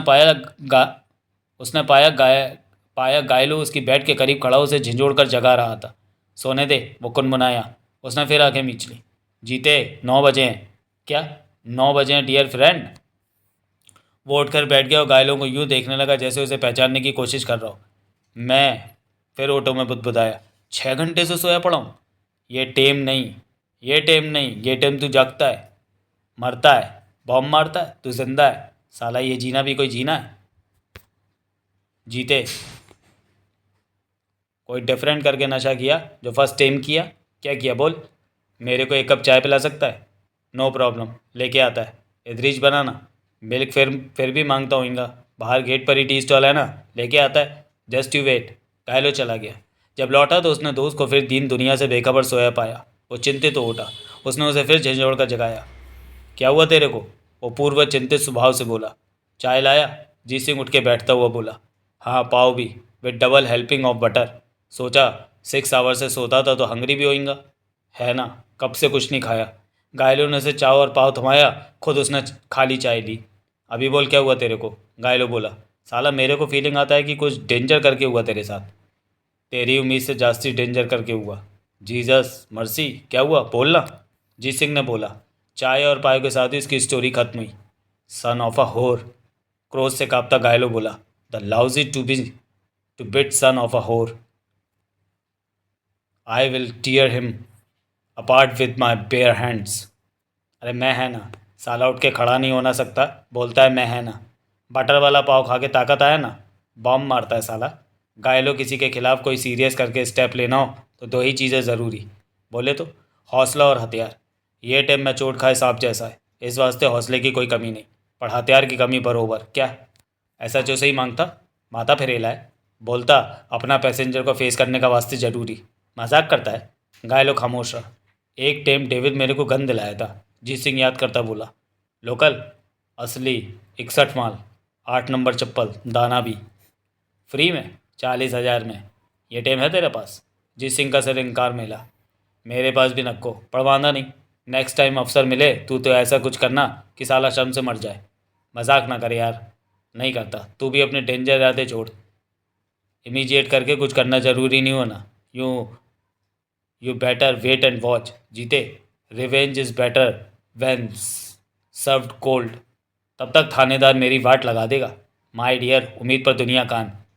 अभी फुल 2 डेज है ना तेरे पास। जब 5 दिन में कुछ ना हुआ तो बाकी 2 दिन में क्या हो जाएगा? Will see. अभी 2 दिन तो चैन करने का। नो। यस, जीत सिंह बेमन से बोला। Be hopeful dear friend, Jesus will help, Jesus will show the way. अभी बोल, जब तक चर्च गेट पर था तब तक वॉच में कोई प्रॉब्लम हुआ तेरे को? प्रॉब्लम तो ना हुआ, पर अंदेशा हर टाइम लगा कि अभी कोई पुलिस वाला आके गले पड़ने लगेगा, फटकार लगाने लगेगा कि साला कब से उधरी खड़ेला था। वो तो बोले तो नहीं होने का था। क्यों? क्योंकि उधर सामने फर्नीचर का गोदाम, जिसका ओनर बड़ा मवाली, कोई साला उधर लुक भी नहीं देने का। गुलदस्ता पहुँचता है ना बरोबर। तेरे को क्या मालूम? मालूम मेरे को, भाई लोगों का बिजनेस ऐसे ही चलता है। अभी कल भी चर्च गेट पर सेम ड्रिल। नो। जब और कोई रास्ता दिखाई नहीं दे रहा तो काहे को नो? Now that's like a good boy. जी सिंह खामोश रहा। कुछ क्षण खामोशी जारी जारी रही। फिक्र नॉट डियर फ्रेंड, आखिर घायलों बोला। अप्स एंड डाउन्स आते ही है लाइफ में। ये टाइम डाउन का शिफ्ट है तो नेक्स्ट टाइम अप का टर्न। नो। मालूम नहीं, मैं बोला ना, मैं साला तेरे से गलत बोलेगा? नहीं तो फिर कुछ नहीं। पॉजिटिव सोच जीते, पॉजिटिव सोच। एक एक ही बात बार बार नहीं ठोकने का, जीत सिंह चिढ़कर बोला। साला क्या पॉजिटिव सोचूं? 5 दिन में क्या कर लिया जो अब छठे दिन कर लूँगा, 7वें दिन कर लूँगा? साला कुछ नहीं होने का। आखिर हाकिम बोलेगा मैं ही कातिल, साला कन्फेशन भी निकाल लेगा डंडे से। गरीब आदमी के साथ ऐसे ही होता है हमेशा। थानेदार सुरवे मेरे को पहले ही बोला मेरे को एनकाउंटर में फिनिश करेगा, या बोलेगा फरार हो रहा था। मजबूरन गोली चलानी पड़ी। साला कोई लाश क्लेम करने वाला नहीं होगा, नहीं मांगता मैं। तो क्या करेगा? फरार हो जाऊंगा, थाने को ढूंढे नहीं मिलूंगा। यही करना था तो पहले ही कर लेता। 5 दिन काहे वास्ते सस्पेंस में टेंशन में गुजारे? 2 टाइम थाने में मार का ही सो अलग। जी सिंह को झटका सा लगा। हो जाना फरार, फ्रेंड को छोड़ के हो जाना फरार। घायलों का गला भराया। बड़ी मुश्किल से उसने अपना लहजा संतुलित किया। पर बाकी 2 दिन तो गुजरने थे, तब भी कुछ नहीं होगा तो होना फरार। हेल्प करेगा मैं तेरा, पर नेक्स्ट 2 डेज। ठीक है ठीक है, that's like a good friend. अभी चल। कहाँ? मेरे फेवरेट वेवड़े अड्डे पर। तेरी आज की फेल्योर सेलिब्रेट करना है ना, करने का ना? घायलो, अभी तो मैं उठ के खड़ा नहीं हो सकता। ऐसा? हाँ ऐसा। जो कल करने का डेफिनेट करके वो कैसे करेगा? परमात्मा सहायता करेगा, जीसस हेल्प करेगा। Good, keep the spirit. तो ओवरनाइट ठीक हो जाएगा। वो उठ खड़ा हुआ। मैं बाटली दृश्य लाता है, मेरे को मंजूर। शनिवार 11 दिसंबर 8:30 बजे घायलों अपने से ऊपरली मंजिल पर स्थित जीत सिंह की खोली का दरवाज़ा खटखटा रहा था। जीत सिंह ने जमाई लेते दरवाज़ा खोला। अभी सोता है? घायलों बोला। नहीं, जीत सिंह जमाई दबाता बोला। क्या बात है? मानक भाई का फ़ोन है तेरे वास्ते। घायलों ने अपना फ़ोन वाला हाथ आगे बढ़ाया। उसे तेरा नंबर मालूम नहीं था, इस वास्ते मेरे को फ़ोन लगाया अभी बात करने का। मानक भाई वो बिड़ू था जो नागपाड़ा टैक्सी स्टैंड पर फ़ोन सुनता था, ड्राइवरों के नंबर लगाता था। जीत सिंह ने फ़ोन थाम लिया। मानक भाई ऐसे कभी फ़ोन नहीं किया। घायलों बोला। लाउड स्पीकर पर लगा, मेरे को भी सुनने का। सहमति में सिर हिलाते जीत सिंह ने कॉल रिसीव की। जय हिंद मानक भाई, वो फ़ोन में बोला। जीत सिंह बोलता हूँ। जीते, मानक भाई की संजीदा आवाज़ दोनों को सुनाई दी। अभी मैं जो बोले उसको बहुत गौर से सुनने का। सुनता है मानक भाई, गौर से सुनता है। कल शाम को 7 से ऊपर के टाइम पर एक बिड़ू इधर स्टैंड पर आया जो तेरे को पूछता था। खास मेरे को? हाँ खास तेरे को। उसको तेरा नाम मालूम, तेरा नवा टैक्सी का नंबर मालूम, और वो तेरा हुलिया भी अनकरेक्ट करके बोलता था। पर मालूम पड़ता था कि ये नहीं मालूम था कि तो इधर नागपाड़ा के टैक्सी स्टैंड पर पाया जाता था। बोले तो मालूम था ही नहीं कि किधर पाया जाता था। इसी वास्ते पूछताछ करता नागपाड़ा टैक्सी स्टैंड पहुंचा था, जो कि तेरा पक्का स्टैंड। कमाल है। मेरे को उस पर शक इस वास्ते भी हुआ कि सूरज से अक्खा मवाली जान पड़ता था। वो कोई बात नहीं मानक भाई, मैं ही कौन सा शरीफ बिड़ू लगता। जीते, मजाक नहीं मजाक नहीं। ओह सॉरी बोलता है। मगज भटक गया था, सॉरी बोलता है। आगे बोलो। मैं सोचा क्यों वो अपने जीते का ठिया कंफर्म करना मांगता था, टैक्सी को उसको मांगता था ही नहीं। फिर क्यों वो पूछताछ करता था? जब तेरे बारे में इतना कुछ जानता था तो बाकी कुछ जानने के वास्ते भटकते फिरना क्यों ज़रूरी? ये नहीं जानता था। अब संजीदा जीत सिंह धीरे से बोला। जीत सिंह टैक्सी ड्राइवर किधर पाया जाता था इस वास्ते मालूम करता था। बरोबर, पर किस वास्ते? है कोई वजह? मिलोगे तो बोलूँगा। अभी बोल। तो मेरे को याद है कुछ टाइम पहले 4 बीडू मेरे को खड़ेली टैक्सियों की ओट में स्टैंड के बैंक में मिले थे, जो गन चमकाने से भी बाज नहीं आए थे। जो तब टले थे जब मैं एकाएक गला फाड़कर चिल्लाया तो अड्डे से सारे टैक्सी ड्राइवर देखने दौड़े चले आए थे कि जीत सिंह को क्या हुआ था। याद है? याद है। तो उसी नीयत से अब ये बीड़ू मेरे को पूछता है। मैं समझ गया, यही बात बरोबर। इधर कुछ बीड़ू सवेरे से स्टैंड को वॉच करता है। कैसे मालूम? सड़क के पार एक सफ़ेद ऑल्टो सुबह से खड़ेली है जिसमें 2 बीड़ू बैठे हैं, जिनकी निगाह स्टैंड के गेट से हटी नहीं रही। 2 बार फ़ोन आया, कोई टैक्सी ना पूछा। जीत सिंह टैक्सी ड्राइवर का टैक्सी पूछा। ओह, कल शाम जो बिड़ू मेरे से रूबरू मिला था उसका हुलिया बोले तो? उसने बोला, मूछ बाल प्लेन शीशों वाले मोटे फ्रेम के चश्मे समेत किया। दोनों ने अर्थपूर्ण भाव से एक दूसरे को देखा, फिर ऊपर नीचे सिर हिलाया। मानक भाई यकीनन जीत सिंह के ट्रंक वाले पैसेंजर का हुलिया बयान कर रहा था, जिसका नाम अब उन्हें मालूम था, समीर केतकर था। जीते, मानक भाई कह रहा था, बात भले ही कुछ भी न निकले, सब मेरा वहम निकले। तेरे वास्ते यही ठीक रहेगा कि तू कुछ दिन इस स्टैंड पर ना आए। कोई मेरा पता पूछे तो? कोई नहीं बताएगा, मैं पक्की करता है। इधर सब तेरे फ्रेंड है। मैं सबको बोल के रखेगा, कोई जीते का पता पूछे तो नहीं बताने का। ज़रूर बताने का। क्या बोला? पर चिंचपोकली का पता बताने का, जम्बूवाड़ी का नाम नहीं लेने का। मैं समझ गया, ऐसे ही होगा। और कुछ? और बस जो बोलना था बोल दिया। तो मैं कट करे थैंक यू बोल के? हाँ अभी। लाइन कट गई। जीत सिंह ने फ़ोन घायलों को वापस दिया। क्या? फिर बोला। मगज में पढ़ तो रहा है तेरा क्या? घायलों बोला। तेरा पैसेंजर ट्रंक में डेड बॉडी होता था, तू उसके एक्ट का आई विटनेस। अभी उसको लगता है कि तेरे को ऑफ करना जरूरी। अभी क्यों लगता है? जीत सिंह तनिक भड़का। साला पहले क्यों ना लगा? क्योंकि पहले तू आम टैक्सी ड्राइवरों की तरह टैक्सी ड्राइवर था। अब तू खास टैक्सी ड्राइवर है। तू जो ट्रंक धोता था उसे कहीं दफ़ा करता तो साला स्टोरी फिनिश होता, पर तू पुलिस स्टेशन पहुंच गया बदकिस्मती से। आई रिपीट, तेरे को ऑफ करना, इस वास्ते वो तेरे को ढूंढता है जैसे मैं उसको ढूंढता है। बहुत डेंजर इक्वेशन है जीते। बोले तो जिसकी तलाश कामयाब वो विनर। क्या?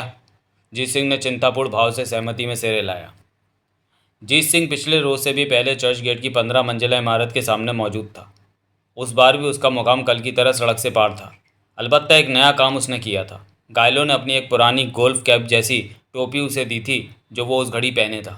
कैप का अग्रभाग उसने नीचे खींचकर अपने आंखों तक झुका लिया था और वर्दी की शर्ट के कॉलर खड़े कर लिए थे। सूरत कदरन छुपाने के लिए उसने इससे ज़्यादा कुछ नहीं किया था, जबकि घायलों ने उसे नकली दाढ़ी मूछ लगाने की भी राय दी थी। उसका कल जैसा इंतज़ार शुरू हुआ। दोपहर के करीब जैसे जीत सिंह के बनाने वाले को उस पर तरस आ गया। उसे अपना मंगलवार वाला ट्रंक वाला पैसेंजर, जिसका नाम उसे अब मालूम था कि समीर केतकर था, इमारत की लॉबी से निकलता दिखाई दिया। जीत सिंह संभल कर बैठा, फिर जैसे उसे बौखलाहट का दौरा पड़ा जब उसने पैसेंजर को सड़क पार करता और सीधे उसकी टैक्सी की ओर बढ़ता पाया। उसने अपनी गर्दन वर्दी की शर्ट के उठे हुए कॉलर में और धंसा ली। पैसेंजर करीब आया तो वो पहले ही खरखराती आवाज़ में बोल पड़ा, पैसेंजर है बाप, अभी बाजू में किधर गया, वेट करता है। तत्काल उसकी टैक्सी में रुचि खत्म हो गई। वो वापस घूमा तो उसी वक्त उसे सड़क पर एक और टैक्सी करीब आती दिखाई दी। उसने उसे हाथ से इशारा किया तो वो तत्काल उसके पहलू में पहुंचकर रुक गई। उसे अपनी ओर की आगे की खुली खिड़की तक झुककर ड्राइवर को कुछ बोला और फिर पिछला दरवाज़ा खोलकर भीतर बैठ गया। ड्राइवर ने खुली खिड़की में से ही हाथ निकालकर मीटर डाउन किया, फिर टैक्सी आगे बढ़ा दी। जीत सिंह ने अगली टैक्सी को थोड़ा और आगे निकल जाने दिया, फिर खामोशी से अपनी टैक्सी उसके पीछे लगा दी। राजेश डॉलर्स ने सुबह 10 बजे ही अपने भरोसे के 2 आदमी ग्लोब रियल एस्टेट एजेंसी की निगरानी पर लगा दिए थे, ताकि अगर पाटिल के पांव ऑफिस में पड़ते तो उसे तुरंत खबर मिलती। 1 बजे वो खबर उसे मिली थी। उसके एक फील्ड ऑपरेटर ने मोबाइल पर उसे बताया था कि पाटिल वहां पहुंचा था, लेकिन अपनी कार पार्किंग में खड़ी करके बिना अपने ऑफिस का रुख किए पैदल चलता करीबी मार्केट में गया था, और जहां जाने का उसका मकसद कोई छोटी मोटी खरीदी ही था जिसमें कि वो अभी भी बिजी था, जबकि फील्ड ऑपरेटर ने उसे फ़ोन पर वो खबर दी थी। डोलस लोअर परेल से करीब ही आदर्श नगर में रहता था। 10 मिनट में वो गोपाल नगर पहुंच गया। उसे उम्मीद थी कि उसे ग्लोब एजेंसी पर पहुंचा पाकर उसके दोनों ऑपरेटर, दोनों नहीं तो कोई एक, जहां भी होंगे उसके पास पहुंच जाएंगे, लेकिन ऐसा ना हुआ। उसने मोबाइल पर दोनों का नंबर ट्राई किया तो जवाब न मिला। घंटी बजती रही, कॉल रिसीव न हुई। होगी कोई बात, उसने मन ही मन सोचा। आजकल सेंट्रल मुंबई में सिग्नल की प्रॉब्लम थी, इसलिए कभी फ़ोन पर जवाब न मिलना कोई बड़ी बात नहीं थी। उसने ग्लोब एजेंसी के ऑफिस वाली इमारत में कदम रखा। आगे रिसेप्शन हॉल में दाखिल होने से पहले उसे अपनी ever lucky recoil operated magazine fat self floating 9 mm pistol अपने हाथ में ले ली। रिसेप्शनिस्ट अपने डेस्क पर मौजूद थी। आगंतुक को देखकर उसके होठों पर सजावटी मुस्कुराहट यूं चमकी जैसे स्विच ऑन करने से बिजली का बल्ब जलता है। डोलस ने कुछ क्षण उसे नज़रअंदाज किया और भीतरी दरवाजे की तरफ निगाह दौड़ाई। दरवाजे की ग्लास विंडो पर भीतर की तरफ से पर्दा गिरा हुआ था। वेलकम सर, सुंदरी बाला यूं आग्रहपूर्ण स्वर में बोली जैसे उसे याद दिलाना चाहती हो कि उसने रिसेप्शन डेस्क पर पहुंचना था। लंबे तक बढ़ता डोलस रिसेप्शन पर पहुंचा। थैंक यू, वो सहज भाव से बोला। बाय द वे, ये बीच के दरवाजे की ग्लास विंडो का चिक जैसा पर्दा ये हमेशा गिरा ही रहता है? हमेशा नहीं, युवती मुस्कुराहट की छटा बिखेरती बोली। बोले तो बॉस की मर्जी है, चाहे तो गिरा रहता है, चाहे तो उड़ जाता है। पर्दे में ऐसी क्या दिलचस्पी है आपकी? कोई दिलचस्पी नहीं। तो फिर? अभी मेरी बात गौर से सुन। उसका लहजा एक धीमा और बेहिस हुआ। मेरे पास एक आला है जो बात गौर से सुनने में मदद करता है। आला? वो उलझनपूर्ण स्वर में बोली। ये, डोलस बोला। उसने युवती की तरफ गन तानी। इससे 13 तक की बुलेट चलती है, जबकि तेरे पास एक ही कॉफ़ी होगी क्या? सर, इसे परे कीजिए, वो बड़ी मुश्किल से बोल पाई। मेरे को डर लगता है। मुझे मालूम है आप मजाक कर रहे हैं, पर फिर भी मेरे को डर लगता है। यही मांगता है मेरे को। अभी बोल, वो तेरा बॉस भीतर है? नहीं। कहाँ है? उसने जवाब न दिया। व्याकुल भाव से उसकी आंखों की पुतलियां अपनी कटोरियों में आजू बाजू घूमी। जवाब दे, डोलस सांप की तरफ फुफकारा। आपके पीछे खड़े हैं। डोलस के सिर से पांव तक ठंडक की लहर दौड़ गई। सप्रयास वो वापस घूमा। पाटिल वाकई उसके पीछे खड़ा था। उसके हाथ में ग्लोक पिस्टल थी और नेवर फेलिंग मास्टर असैसिन उसके निशाने पर था। ग्लोक, वो सहज स्वर में बोला। Made in Austria, police favourite. इसका ट्रिगर बहुत लाइट है, फूंक से चलता है, डेमोन्स्ट्रेशन मांगता है। डोलस बड़ी मुश्किल से इनकार में सिर हिला पाया। गुड, गन काउंटर पर, ट्रिगर पर उंगली दिखाई न दे। उसने आदेश का पालन किया। पाटिल के इशारे पर युवती ने कांपते हाथों से गन उठाई और नाल का रुख डोलस की तरफ किया। शायद जानना चाहो, पाटिल बोला, कि तुम्हारे दो साथी जो इधर की निगाहबानी करते थे बाहर बरामदे में मरे पड़े हैं। डोलस का पहले से फक चेहरा और फक हो गया। कौन हुक्म दिया तेरे को टपकाने का? कौन हुक्म दिया मेरे को टपकाने का? नर्वस भाव से बार बार अपने सूखे होठों पर जुबान फेरता डोलस खामोश रहा। वांदा नहीं, जवाब मेरे को मालूम। उसने गन का ट्रिगर खींचा। डोलस निशब्द कालीन बिछे फर्श पर ढेर हुआ। उसे पता ही नहीं चला कब उसकी रूह ने जिस्म से किनारा किया। आगे जो हुआ पूरी खामोशी से मशीनी अंदाज में हुआ। दुबई गैंग के 3 प्यादे वहां पहुंचे। उन्होंने डोलस की स्विफ्ट कार में 3 लाशों को लादा। एक प्यादा स्विफ्ट की ड्राइविंग सीट पर बैठा, उसको कवर देने के लिए। 2 प्यादे उस रिड्स में सवार हुए जिस पर कि वो वहां पहुंचे थे। 20 मिनट में Swift Shukla road Churchgate की 15 मंजिला इमारत के एक बंद शटर के सामने लावारिस खड़ी थी। पीछे ग्लोब रियल एस्टेट एजेंसी के बंद ऑफिस पर नोटिस लगा था। ऑफिस अनिश्चित काल के लिए बंद है। समीर केतकर की खुशकिस्मती थी कि वह नवीन सोलंके का भरोसे का आदमी था। उस भरोसे ने उसे अमर नायक के गैंग में तरक्की करने का मौका दिया था। धोवाले के अगवा का काम भी खास उसे इसलिए सौंपा गया था क्योंकि खुद सोलंके ने उसकी मजबूत सिफारिश की थी और उसने उस काम को बेहतरीन तरीके से अंजाम देकर दिखाया था। नायक के बुधवार के मिजाज से वह हैरान था। अपनी निगाह में लाश की हैंडलिंग के मामले में उसे मामूली गलती हुई थी कि उसने पूर्व स्थापित ढंग से लाश को ठिकाने नहीं लगाया था।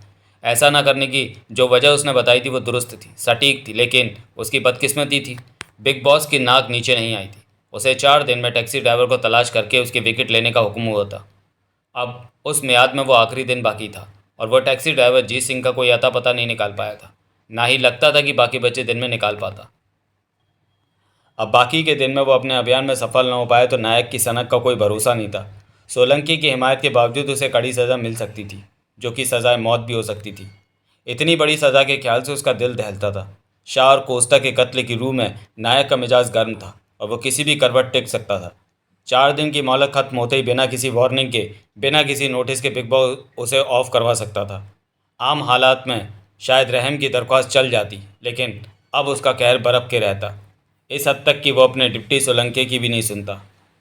उसने खुफिया तरीके से कितने ही बीड़ू जीत सिंह की तलाश में लगाए थे। सब पर जेब से खर्चा किया था। नतीजतन उसे मजबूत हिंट मिला था कि टैक्सी ड्राइवर जीत सिंह का पक्का करके टैक्सी स्टैंड भूतपूर्व अलेक्जेंडर सिनेमा के करीब नागपाड़ा में था। अब मुतवातर निगाहबानी के बावजूद उसे जीत सिंह टैक्सी ड्राइवर की बाबत गुड न्यूज़ नहीं मिली थी। तब उस पर घबराहट का ऐसा दौरा पड़ा था। अपने आप पर से उसका विश्वास ऐसे उठा कि 4 दिन की मियाद नाकामी में ख़त्म होती लगते ही उसने मुंबई से गायब हो जाने का फैसला किया। बिग बॉस ने जल्दबाजी का हड़कम न खड़ा किया होता तो भाईगिरी का खास तजुर्बेकार वो आखिर कुछ कर गुजरता। जिस खेल में वो था उसमें कोई आसमानी बला टूट पड़ने का अंदेशा हमेशा ही रहता था। इसलिए वो नौबत आने से पहले अब उसे समझदारी एकाएक गायब होने में ही जान पड़ती थी। ये बात क्योंकि उसके जहन में हमेशा से थी, इसलिए हमेशा से ही वो अपनी माली बुनियाद मजबूत करने की जुगाड़ में लगा रहता था। इस सिलसिले में पहला मौका उसे तब मिला था जब सोलंकी की खास सिफारिश पर उसे हीरोइन की आवाजाही हैंडल करने की जिम्मेदारी सौंपी गई थी। वो उसे माल अंदर करने का सुनहरा मौका लगा था। एक अरसा जिसे उसने बड़ी चतुराई से कैश किया था। पॉलीथीन बैग में पैक्ड 1 किलो हीरोइन इसके कब्जे में आती थी। वो तस्दीक शुदा 99% प्योर हीरोइन होती थी, जो कि tiger brand China white number 4 कहलाती थी। ऐसे एक या एक से ज़्यादा बैग तब तक उसके कब्जे में रहते थे जब तक कि उनकी डिमांड नहीं खड़ी होती थी। कई बार तो महीना महीना ऐसा नहीं होता था। ऐसा जब अक्सर होने लगा तो उसका खुराफाती दिमाग कलाबाजियाँ खाने लगा।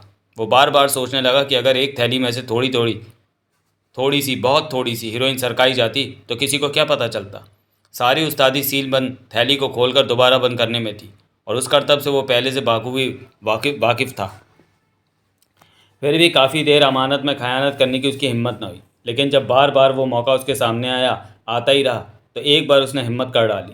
बड़ी चतुराई से उसने तीखे ब्लेड की मदद से थैली का मुंह खोला और उसमें से सिर्फ 20 ग्राम हीरोइन निकालकर बिजली की गर्म प्रेस के कोने की मदद से थैली का मुंह पूर्ववत बंद कर दिया। उसने अपनी कारीगरी का पुनरावलोकन किया तो वो बहुत संतुष्ट हुआ। कोई नहीं कह सकता था कि थैली का मुंह खोलकर बंद किया गया था।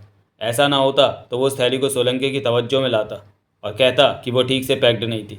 फिर उस बाबत आइंदा सब जिम्मेदारी सोलंकी की होती। लेकिन वो नौबत कभी ना आई। थैली आती रही जाती रही।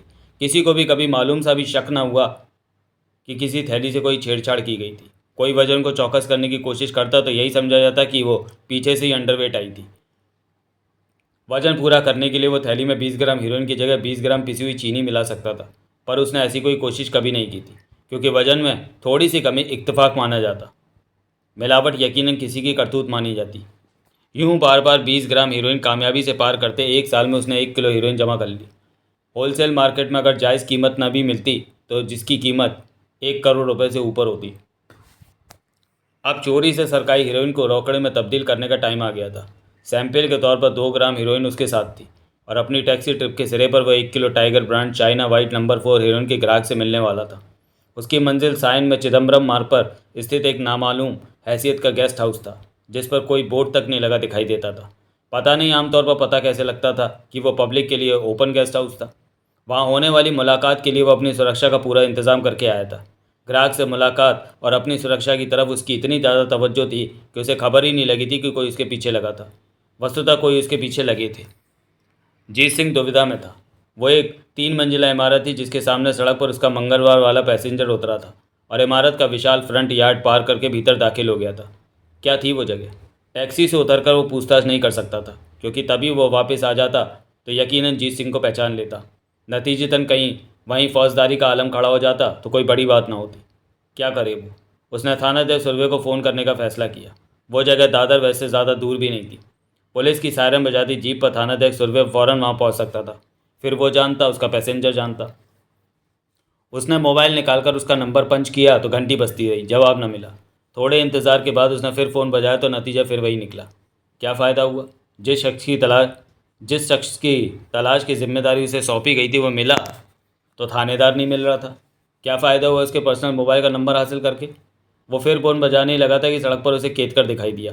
थोड़ा अर्सा उसकी तवज्जो फ़ोन की तरफ बनी रही थी तो पता नहीं कब केतकर इमारत का विशाल फ्रंट यार्ड पार करके बाहर निकला था और सड़क पर पहुंच भी गया था। अब शायद वो टैक्सी की तलाश में था। जीत सिंह के नोटिस में पहली बार आया कि सड़क के पार एक टैक्सी स्टैंड था। तब शायद केतकर को भी स्टैंड दिखाई दे गया, क्योंकि वो वहाँ खड़े रहने की जगह भारी ट्रैफिक से बचता संभलता सड़क पार करने की कोशिश करने लगा। जीत सिंह ने अपनी टैक्सी का इग्निशन ऑन किया और प्रतीक्षा करने लगा। तभी एकाएक उसे ब्रेकों की भीषण चरचराहट सुनाई थी। हड़बड़ाकर उसने उस दिशा में देखा तो पाया कि तूफानी रफ्तार से वहाँ पहुंची एक कार एकाएक टैक्सी स्टैंड और केतकर के बीच गति शून्य हुई थी। कोई कुछ समझ पाता उससे पहले ही एक आदमी कार से बाहर निकला और जोर से चिल्लाया, केतकर, दुबई गैंग का तोहफा ले। फिर सामने से 5 या 6 गज पर खड़े केतकर को गोलियां चलाने लगा। जीत सिंह ने केतकर को कटे वृक्ष की तरह धराशायी होते देखा। तत्काल शूटर ने गन हाथ से निकल जाने दी और झपट कर कार में सवार हो गया। अगले ही क्षण कार ये जा वो जा। जीत सिंह कार का नंबर ना देख पाया, क्योंकि कार पर नंबर प्लेट थी ही नहीं। सब कुछ यूं आनन फानन हुआ था कि वो ये भी नहीं जान पाया था कि कार कौन से मेक की थी। उसे पूरा पूरा एहसास था कि वो अंडरवर्ल्ड किलिंग की वारदात थी, और ऐसी वारदात को अंजाम देने के बाद मर्डर वेपन पास कोई नहीं रखता था। अब धराशायी केतकर के गिर्द भीड़ इकट्ठी होने लगी थी।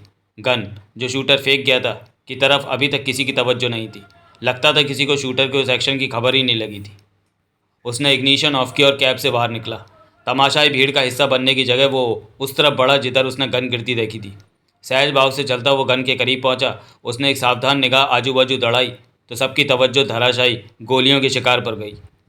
बढ़िया। वो यूं नीचे झुका जैसे जूते का तस्मा बांधना या कसना चाहता हो, लेकिन असल में उसने गन पर कब्जा किया। उसे अपनी पतलून में पीठ पीछे खोंसा और ऊपर से उसे कमीज से ढक लिया। वो एक खतरनाक काम था जो उसने किया था। अगर वो उस गन के साथ पकड़ा जाता तो यकीनी तौर पर उसे ही कातिल समझा जाता, लेकिन वो खतरा मोल लेना उसकी मजबूरी थी। उसे गन की ज़रूरत थी जो तब उसे आसानी से हासिल हो रही थी। वो वापस टैक्सी की ओर बढ़ा तो थमक कर खड़ा हो गया। आगे उसे नया ही नज़ारा दिखाई दे रहा था। तमाशबीनों में से कुछ अति उत्साहित भीड़ू केतकर को उठाकर उसकी टैक्सी की पिछली सीट पर लाद रहे थे। वो लपक कर टैक्सी के करीब पहुंचा। इससे पहले वो मुंह खोल पाता कोई रौब से बोला, अस्पताल लेके जा अभी का भी, शायद अभी जिंदा हो, फ़ौरन अस्पताल पहुंचाए जाने पर बच जाए। भाड़ा कौन देगा? जीत सिंह बोला। अभी देंगे एक लाफा थूत पर। साले आदमी मर रहा है, तेरे को भाड़े की पड़ी है? इसी सड़क पर सामने जाकर पास ही है अस्पताल। 50 रुपया भाड़ा बनेगा, बड़ी हद। गम खा ले 50 रुपये का, चल निकल। मजबूरन जीत सिंह को टैक्सी में बैठना पड़ा। तत्काल उसने टैक्सी सड़क पर डाली। पता नहीं अस्पताल कहाँ था। कहने से क्या होता था, पास ही था। पता नहीं कितनी दूर। चर्च गेट, चल बुलेट का माफिक, भाड़े से 100 एक्स्ट्रा। जी सिंह बुरी तरह से चौंका। स्टीयरिंग उसके हाथ से छूटता बचा। उसने डगमगाती कैब पर काबू पाया और रियर व्यू मिरर पर निगाह डाली। पिछली सीट पर वो उठ के बैठा हुआ था। दाता, क्या लीला थी। बाप, वो अपनी आवाज़ में खड़खड़ाहट पैदा करता बोला। इतनी गोलियां चली तो मेरे को एक ना लगी? सब लगी तो स्पीड बढ़ा। बाप, मिस्ट्री खोलने का, वरना मेरे से कैब नहीं चलेगी। अरे स्पीड बढ़ा खजूर। मैं रोकता है, खबरदार। तो बोलने का, प्लीज़ करके बोलता है, बोलने का। बुलेट प्रूफ समझता है? हाँ बाप, पुलिस वाले पहनते हैं, मैं फिल्मों में देखा। अभी मैं पहने हैं। तुम पहने? बाप, पुलिस का अफसर तुम? अभी थोबड़ा बंद। बोले तो इसी वास्ते बच गया, वरना इतना बुलेट। उसने पीछे से एक धौल जीत सिंह की कुत्ती पर जमाई। स्पीड पकड़, वो टपट कर बोला। जितनी बढ़ सकती थी जीत सिंह ने स्पीड बढ़ाई। कवच परमानेंट करके पहन के रखता है बाप? फिर पूछा। उसने जवाब न दिया। मैंने सुना कि गोली लगे तो खून बहता है। अरे घांचू, थोबड़ा बंद रख, थोड़ा टेम और कैब चलाने की तरफ ध्यान दे। देता है ना बाप, और क्या करता है। कई क्षण खामोशी रही। आगे एक रेड लाइट थी जिस पर जीत सिंह को कैब रोकनी पड़ी। कुछ क्षण बाद आगे सिग्नल हरा हुआ। उसने चौराहा पार किया तो एकाएक रियर व्यू मिरर के जरिए जीत सिंह की अपने पैसेंजर से निगाह मिली। उसे पैसेंजर की आंखें हैरानी से फटफटती जान पड़ी। सत्यानाश, वो जीत सिंह को पहचान गया था। उसे अपनी गलती का बड़ी शिद्दत से एहसास हुआ। रियर व्यू मिरर पर ज़्यादा देर और अक्सर निगाह डालना गलत था। अब उसी गलती का खामियाजा वो भुगतने वाला था। केतकर का उस घड़ी सस्पेंस से बुरा हाल था। 4 दिन से जिस भिड़ू को वह अक्खी मुंबई में तलाशता फिर रहा था, वो उसके साथ उसकी कैब में सवार था। फिर धीरे धीरे उसकी बदहालत उसके काबू में आई। उसे एहसास हुआ मंजिल अभी बहुत दूर थी। इससे पहले कि वो कोई फैसला कर पाता, जीत सिंह ने पहले फैसला कर लिया। ब्रेकों की भीषण चड़चड़ाहट के साथ उसने कैब को फुटपाथ के साथ लगाकर रोका और वापस घूमा। उसने देखा केतकर का दायां हाथ धीरे धीरे उसके कोट के अंदर की जेब की ओर सरक रहा था। खबरदार, जीत सिंह ने गन निकालकर उसकी तरफ तान दी। हाथ वापस। अरे भाड़ा देने का या नहीं तेरे को? केतकर झल्लाया। हाथ वापस, वरना मैं बुलेट गाड़ता है। खाली है। हाथ वापस खींचता वो खोखले सर में बोला।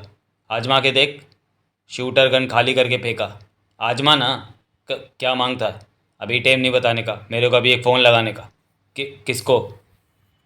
जब सुनेगा तो मालूम पड़ ही जाएगा, इस वास्ते बोलता है। पुलिस को। माथा फेरेला है। ऐसा क्या हुआ हम दोनों के बीच जो पुलिस को फ़ोन लगाता है? चुप करना बाप।